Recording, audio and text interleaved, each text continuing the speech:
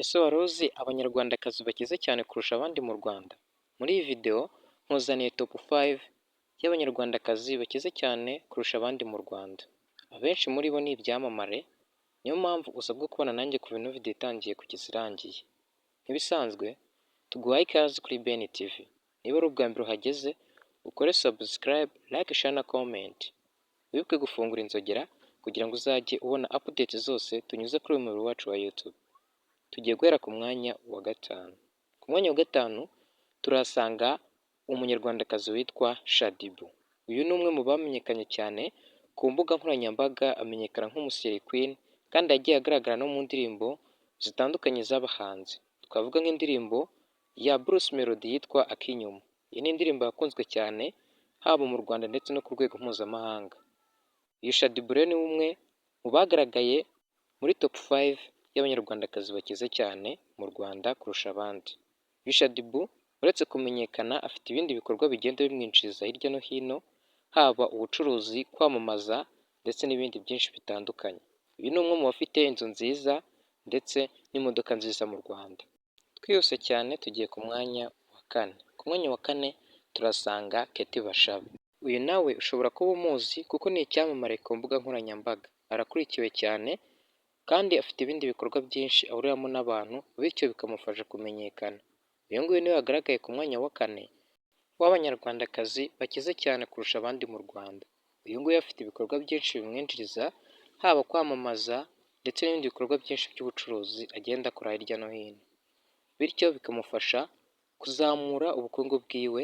Akaba afite imodoka nziza ndetse n'inzu nziza, kandi akaba yambara neza kandi akaba agaragara neza. Twihuse cyane tugiye ku mwanya wa gatatu. Ku mwanya wa gatatu turasanga umunyarwandakazi witwa Uwayezu Ariella. Uyu ni umuhanzi kazi w'umunyarwanda yamenyekanye ku izina rya Ariel Ways, akamenyekana mu ndirimbo yakoranye na Juno Kizigenza yise Away, aho yakunzwe cyane bityo bikamuha kuba icyamamare. Uyu akaba afite amafaranga menshi ndetse n'ibindi bikorwa byinshi bitandukanye akora mu kwamamaza ndetse no mu bucuruzi agenda akora hirya no hino. Niyo mpamvu yaje kuba yagaragara kuri uyu mwanya wa gatatu w'abanyarwandakazi bakize cyane kurusha abandi mu Rwanda.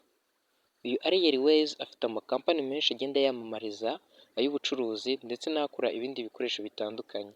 Niyo mpamvu agenda abona amafaranga menshi ndetse bikamufasha kuzamura ubukungu bwe ku rwego rwo hejuru, bityo akaba yagaragaye kuri uyu mwanya wa gatatu. Twihuse cyane tugiye ku mwanya wa kabiri. Ku mwanya wa kabiri turasanga umunyarwandakazi yabaye Miss Rwanda. Uwo nta wundi ni Umutesi Jolly. Uyu nguyu afite inzu nziza ndetse n'imodoka nziza, akaba afite n'ibindi bikorwa byinshi bimwinjiriza amafaranga, bityo akagaragara nk'umukire cyane mu banyarwandakazi. Niyo mpamvu yaje kuba yagaragara kuri uyu mwanya wa kabiri. Si ukuba yarabaye Miss Rwanda cyangwa se kuba ari icyamamare cyangwa kuba akurikirwa cyane ku mbuga nkoranyambaga akoresha, ahubwo afite n'ibindi bikorwa byinshi bimwinjiriza amafaranga, byaba iby'ubucuruzi, kwamamaza ndetse n'izindi business nyinshi zitandukanye agiye akora hirya no hino. Uyu kandi yamenyekanye ku rwego mpuzamahanga bitewe n'uko yaje guhiga abandi mu bwiza akaba Miss Rwanda.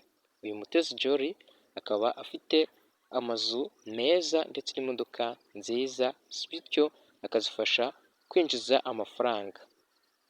Akaba yaje kugaragara kuri uyu mwanya wa kabiri. Tugiye mu mwanya wo kuvuga umunyarwandakazi wagaragaye nk'uwa mbere mu banyarwandakazi bakize cyane mu Rwanda. Wowe uraza kutubwira mu buryo wabyumvise cyangwa se mu buryo wabibonye muri ino video, utubwire uwari kuza muri top 5 tutashyizemo ndetse utubwire n'uwo yari gusimbura, cyangwa se utubwire nk'uwo twashyize ku mwanya utari wo. Twihuse cyane tugiye ku mwanya wa mbere. Ku mwanya wa mbere turasanga umunyarwandakazi wamenyekanye muri filime nyarwanda cyangwa se sinema nyarwanda, ari we witwa Alia Cool. Uyu yagaragaye nk'umuhanga mu gukina sinema nyarwanda, haba uburyo agaragara ndetse n'uburyo yitwara ndetse na character zose muri filime yagiye akina nyinshi zitandukanye. Uyu akaba afite inzu nziza n'imodoka nziza ndetse n'ibindi bikorwa byinshi ku ruhande bimwinjiriza amafaranga. Uyu akaba afite inzu ndetse n'imodoka bihenze cyane, bityo akaba yaje kugaragara kuri uyu mwanya wa mbere. Wowe twabonye muri ino video kuva itangiye kugeza irangiye, uraza kutubwira uburyo wayibonye. Nizeye ko wakoze subscribe, like, share na comment, ukibuka gufungura inzogera kugira ngo utazajya ucikwa na update nyinshi tukugezaho z'ibyamamare, haba ku mugabane wa Afurika ndetse no ku isi muri rusange.